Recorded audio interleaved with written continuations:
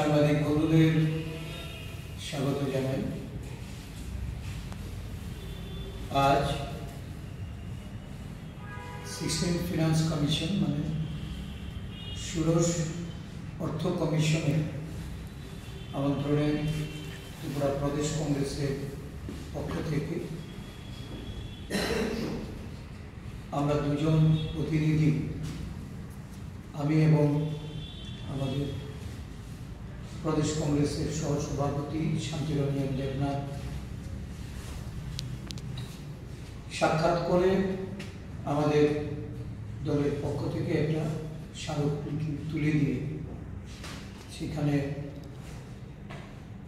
রাজ্যের জনগণের স্বার্থে বিভিন্ন বিষয়াবলী নিয়ে আমরা আলোচনায় মিলিত হই।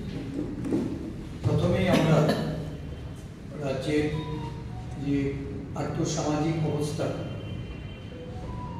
এই বিষয়ে গুরুত্ব আরোপ করে ষোড়শ অর্থ কমিশনের যে দায়িত্ব আমাদের রাজ্যের যে রাজস্ব আমরা যেটুকু আমরা আদায় করি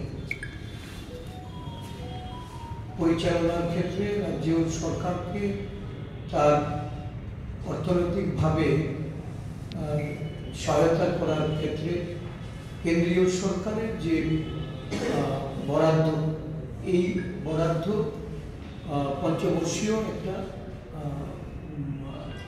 প্রস্তাব এই ষোড়শ অর্থ কমিশন দ্বারা এটা প্রদান করা হয় এবং সেখানে রাজ্যের বিকাশের বা উন্নয়নের দিকগুলিকে আমরা সামনে রেখে বর্তমানে যে এই রাজ্যের জনগণ তার আর্থসামাজিক উন্নয়নের যে সমস্ত সমস্যার সম্মুখীন হচ্ছে এবং পরিকাঠামো উন্নয়নের ক্ষেত্রে সরকারের যে ভূমিকা, এই ভূমিকাগুলির উপর আমরা আমাদের দলের পক্ষ থেকে আমরা বিভিন্ন প্রস্তাব রেখেছি। প্রথমত এই যে সাকারিয়া কমিশনের প্রস্তাব অনুসারে রাজ্যগুলি কেন্দ্রীয় রাজস্বের এই যে ফিনান্স কমিশনের যে গ্রান্ট, এটা গত অর্থ কমিশনেও 42% ছিল। যেহেতু ত্রিপুরা রাজ্য একটা ল্যান্ডলক স্টেট, অত্যন্ত রাজস্বের ক্ষেত্রে অত্যন্ত দুর্বলতা, কেন্দ্রীয় সরকারকে তার বরাদ্দের উপরে রাজ্যের মানুষের উন্নয়ন বা রাজ্যের মানুষের বিকাশ এগুলি নির্ভর।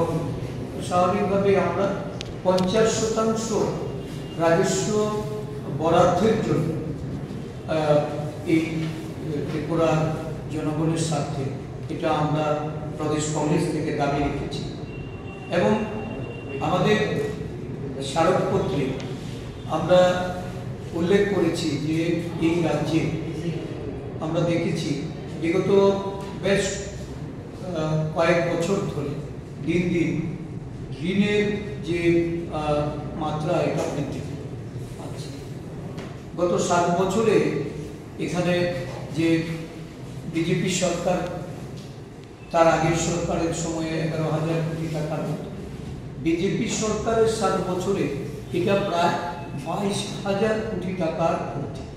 এই যে পার ক্যাপিটাল যে লাইবিলিটি, এটা দিন দিন যেমন বৃদ্ধি পাচ্ছে এবং দেখা যাচ্ছে যে ইন্টারেস্ট পেমেন্ট বা অন্যান্য আদার এক্সপেন্ডিচার, বিভিন্ন গ্র্যান্টেড এইডের যে ফ্যাসিলিটিসগুলি, এগুলি দিন দিন সিনক্রোনাইজ হচ্ছে। এতে করে রাজ্যের মানুষের যে উন্নয়ন, এই উন্নয়ন অনেকটা স্থিমিত হয়ে যাচ্ছে। তাছাড়া government employee, 7th finance commission, 7th pay কমিশনের যে বেনিফিট রাজ্যের কর্মচারীদের জন্য পাওয়ার কথা ছিল, সম্পূর্ণভাবে সেটা পায়নি এবং সেটা না পাওয়ার দরুন বা আমাদের রাজ্যে একটা বিরাট অংশের এখনো অনিয়মিত প্রায় 40,000-এর মতো অনিয়মিত কর্মচারীরা, যারা তাদের সমকাজে সমবেতনের কথা বলা হলো, সেটা তাদেরকে রেগুলারাইজেশনের সুযোগ সেখানে সংকুচিত করে রাখা হয়েছে এবং সেটা বলা যায় যে এখন বন্ধ করে রাখা হয়েছে। যদি এই বিষয়গুলি রেগুলারাইজ না হয় তাহলে অষ্টম বেতন কমিশনের সেই সুযোগ সেটা রাজ্য সরকারের কর্মচারীরা সেটা পাবে। পেনশনারদের ক্ষেত্রেও সেম ডিপ্রাইভেশন আছে। নিউ পেনশন স্কিম সেখানে কার্যকর করা হচ্ছে 50%, যেটা আমাদের রাজ্যের কর্মচারীরা জানিয়ে অসন্তোষ। আমরা বলছি যে ওল্ড পেনশন স্কিমটাকেই এই রাজ্যে বহাল রাখা। তো এই সমস্ত পরিস্থিতি বিবেচনার পরে আপনার এখানে একটা দেখা যাচ্ছে যে একটা বড় মানে ব্যাকলগ রয়ে গেছে, শূন্যপদ তৈরি হয়েছে। বিগত 7 বছরে আমরা দেখেছি প্রায় বাৎসরিক 4,000-এর কাছাকাছি রিটায়ারমেন্টে যাওয়ার ফলে 28,000-এর উপর যেখানে শূন্যপদ তৈরি হয়েছে। সরকারের মুখ্যমন্ত্রী থেকে শুরু করে এই রাজ্য সরকারের বিভিন্ন মন্ত্রীরা স্টেটমেন্ট করে বলছেন মাত্র 13,000 এমপ্লয়মেন্ট হয়েছে। তাহলে এই যে একটা বড় অংশ এখানে যেটা আউটসোর্সিংয়ের মাধ্যমে দেখা যাচ্ছে যে পূরণ করার প্রবণতা, তো আউটসোর্সিংয়ের মাধ্যমে পূরণ করতে গেলে সেখানে এই একদিক থেকে পোস্ট অ্যাবলিশন, অষ্টম পে কমিশনের ফ্যাসিলিটিস থাকবে না, রিজার্ভেশনটাকে টোটালি মানে ওভারলুক করা হচ্ছে। এই সব কিছু মিলিয়ে এই বিষয়গুলি তাদের নজরে আনা হয়েছে এবং এই বিষয়গুলিতে তারা যেন পদক্ষেপ নেন, তার জন্য প্রদেশ কংগ্রেস থেকে আমরা অনেকগুলি প্রস্তাব রেখেছি। 12টি প্রস্তাব আমরা রেখেছি। Distribution of net proceed taxes between the union and the state, এই যে যেটা 42% ছিল এটাকে 50% করা সার্কেল কমিশনের সুপারিশ অনুযায়ী, এবং এই যে রেভিনিউ ইনকাম আরও বাড়ানোর জন্য, এটা জেনারেট করার জন্য natural gas based fertiliser industries, natural gas based power project, bamboo based handicraft project, rubber based industry, jackfruit, agar, tree, এই সমস্ত প্রজেক্টগুলিকে কীভাবে প্রায়োরিটি দিয়ে এখানে ইন্ডাস্ট্রিয়ালাইজেশনের মাধ্যমে এমপ্লয়মেন্ট যেমন ক্রিয়েশন করা, আমাদের এখানে রেভিনিউ জেনারেট করার ক্ষেত্রে একটা মুখ্য ভূমিকা নিতে পারে। কারণ ত্রিপুরা ইন্ডাস্ট্রিয়ালাইজেশনের ক্ষেত্রে এই সরকারের সদিচ্ছা আমরা লক্ষ্য করছি। এখানে এই ফিনান্স কমিশন ইন্টারভেন। তারপরে দেখা গেছে আমরা একটা বিষয় নিয়ে খুলেছি, আপনারা জানেন কিছুদিন আগে এখানে ন্যাচারাল ডিজাস্টারে আমরা বারবার বলেছি যে এটাকে ন্যাশনাল ডিজাস্টার বলা এবং কেন্দ্রীয় অর্থের অনুদান এখনও এটার এফেক্ট সমস্ত সারা রাজ্য জুড়ে গ্রামে গঞ্জে সর্বত্র কৃষক থেকে শুরু করে বিভিন্ন পেশার মানুষের মধ্যে, শ্রমজীবী, মৎস্যজীবী, উদ্যানজীবীদের মধ্যে এটা প্রকোপ। এই ব্যাপারে আমাদের যে এসডিআরএফ ফান্ড অত্যন্ত ন্যূনতম, এই এসডিআরএফ ফান্ড বাড়ানো সহ একটা স্পেশাল গ্র্যান্ট এটা প্রদান করা, যাতে এই যে আমাদের ডিজাস্টারের ফলে যে এফেক্ট হয়েছে এই এফেক্টটা মিনিমাইজ করা যায়। সাথে সাথে আমরা বলেছি যে আগরতলা শহর সহ এই রাজ্যের বিভিন্ন শহর আমরা দেখেছি সামান্য বৃষ্টিতে ওয়াটার লোড, এই যে সাবমার্জ হয়ে মানুষ নানাভাবে ক্ষতিগ্রস্ত। আমাদের রাজ্যের নদীগুলিকে রেজিং করে তার নাব্যতা বাড়িয়ে এই সমস্ত নদী যদি লিঙ্ক করা যায় তাহলে এই লিঙ্কে আমরা যেমন ওয়াটার সাপ্লাইয়ের বেনিফিট নিতে পারি। আমরা দেখি যে ড্রট সিজনে রাজ্যের একটা বিরাট অংশে জলের জন্য হাহাকার, বিশেষ করে পার্বত্য এলাকায়, এডিসিভুক্ত এলাকায় এই জলের জন্য একটা হাহাকার। তারপরে দেখা যায় এই যে খরার মৌসুমে আমাদের ইরিগেশনের জন্য একটা নানা ধরনের সমস্যা। এই সমস্যা মিটিগেট করার জন্য যদি আমাদের রাজ্যের সবকটা নদীকে লিঙ্ক করা যায় এবং তার ড্রেজিংয়ের নব্যতা বাড়ানো যায় এর যেমন ওয়াটার লগিং থেকে যেমন আমরা সেভ হব, পাশাপাশি আমাদের ওয়াটার সোর্সটাকেও আমরা ডেভেলপ করতে পারি। বহু জায়গায় ডিপ টিউবওয়েল করে দেখা যায় কিছুদিন আগে যখন সারফেস ওয়াটার অ্যাভেলেবিলিটি থাকে না, আমাদের এই জলের স্তর নেমে গিয়ে অনেক জায়গায় ডিপ টিউবওয়েলগুলি অপুজ হয়ে থাকে। এর থেকে যদি আমাদের রাজ্যবাসীকে যদি রিলিফ দিতে হয়, তাহলে এর জন্য এই ধরনের পরিকল্পনা, এটা আমি অর্থ কমিশনকে রিকোয়েস্ট করেছি যে তাদের প্রপোজালের মধ্যে সেগুলি রেখে রাজ্যের জন্য তারা যেন পদক্ষেপ গ্রহণ করে। এছাড়া আমাদের এই যে আগরতলা শহর, কৈলাস শহর, গোমতী, অমরপুর, এই যে বর্ষাকালীন সময়ে এই শহরগুলি নানাভাবে তারা বন্যা প্লাবিত হয়ে ক্ষতিগ্রস্ত হয়। বাঁধ তৈরির জন্য কৈলাস শহরে শুরু হয়েছে, সেখানে জনরোষ, জনগণ প্রকাশ্যে রাস্তায় নেমে আন্দোলন করছে। সেই আন্দোলনে বিরোধী দল হিসাবে আমরা জনগণের স্বার্থে আমরা রাস্তায় নামছি এবং তাদের প্রতি পূর্ণ সমর্থন জানিয়ে আজকে আমরা অর্থ কমিশনের কাছে এই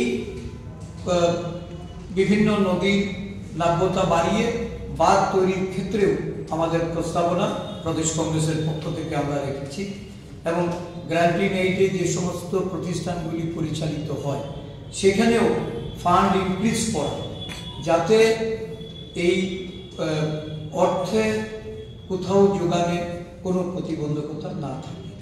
বিশেষ করে আমরা এডিসির বিষয়ে আমরা আলোকপাত করেছি। এডিসিকে মোর এম্পাওয়ারমেন্ট, মোর ফান্ডিং, এই যে এডিসি, আজকে এডিসির অর্থ বরাদ্দর ক্ষেত্রে দেখা যাচ্ছে আগরতলা মিউনিসিপ্যাল কর্পোরেশনে, এই কর্পোরেশনের যে অর্থ বরাদ্দ হয় তার চেয়েও কম অর্থ বরাদ্দ করা হয় আমাদের স্বশাসিত জেলা পরিষদে তাদের উন্নয়নের জন্য।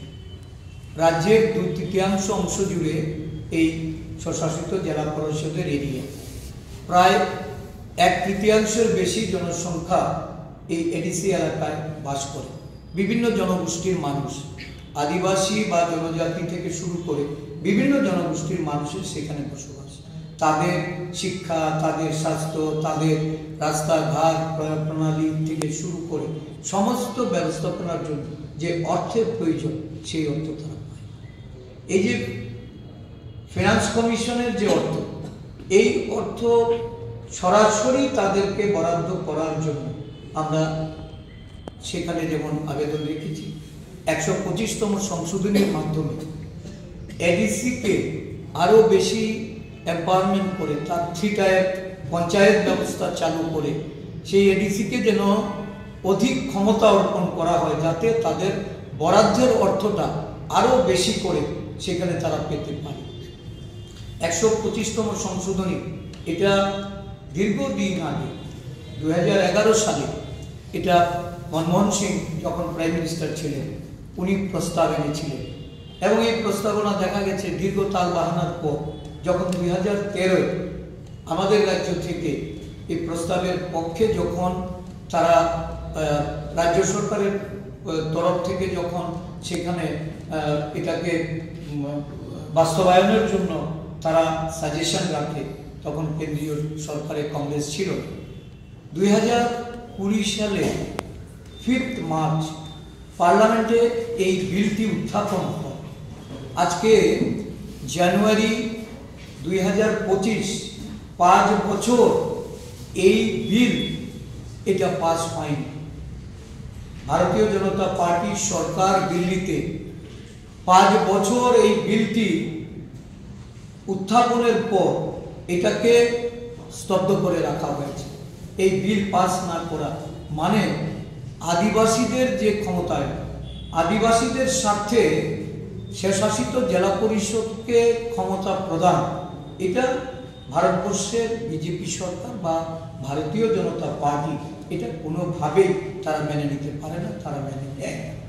স্বাভাবিকভাবে আমরা এই প্রস্তাবনার মধ্যে এই বিষয়টাকে এনে আমরা অবিলম্বে 125th অ্যামেন্ডমেন্টের মাধ্যমে এডিসিকে ক্ষমতায়ন করার জন্য এবং এডিসি এলাকার উন্নয়নের দায় দায়িত্ব তাদের উপর তুলে দেওয়ার জন্য আমরা প্রস্তাবনা করেছি। রাজ্যের কর্মচারীদের নিয়মিতকরণ, বিভিন্ন ডিআরডব্লিউ, আমাদের যে এই সরকারের বিভিন্ন দপ্তরে যারা কন্ট্রাক্ট বেসিস এখন নিযুক্তি আছেন, সবাইকে যেন নিয়মিতকরণের জন্য রাজ্য সরকারের এই যে পদক্ষেপ, এই পদক্ষেপগুলি বাস্তবায়ন করতে আমাদের অর্থ কমিশনের তরফ থেকে কেন্দ্রীয় সরকারকে প্রস্তাব আকারে সেগুলি পাঠানো হয়। তার জন্য আমরা সেখানে আমাদের এই মেমোরেন্ডামের মধ্যে এই প্রস্তাবগুলি আমরা রেখেছি। আমরা বিশ্বাস করি যে উন্নয়নের ক্ষেত্রে আমাদের মতবাদ আলাদা হতে পারে, আমাদের নীতি আমাদের নিজস্ব হতে পারে, কিন্তু রাজ্যের উন্নয়নের ক্ষেত্রে আমরা সহমতের ভিত্তিতে এই উন্নয়নকে অগ্রাধিকার দিয়ে আমাদের এই ষোড়শ অর্থ কমিশনের কাছে আমাদের প্রস্তাবনাগুলি আমরা তুলে ধরেছি এবং বলেছি যে বিরোধী দল হিসাবে আমাদের গুরু দায়িত্ব আপনাদের মাধ্যমে কেন্দ্রীয় সরকারের কাছে এই প্রস্তাবনা পেশ করুন। এগুলি অবিলম্বে রাজ্যের জনগণের স্বার্থে, রাজ্যের উন্নয়নে, রাজ্যের পরিকাঠামোগত সামগ্রিক উন্নয়নের ক্ষেত্রে আপনাদের যে দায়িত্ব, এই দায়িত্ব পালনে আপনারা সক্রিয় হবেন। এই প্রস্তাবনা রেখে আমরা আজকে তাদের সঙ্গে আমাদের প্রদেশ কংগ্রেসের তরফ থেকে আমরা মেমোরেন্ডাম প্রদান করতে এসেছি।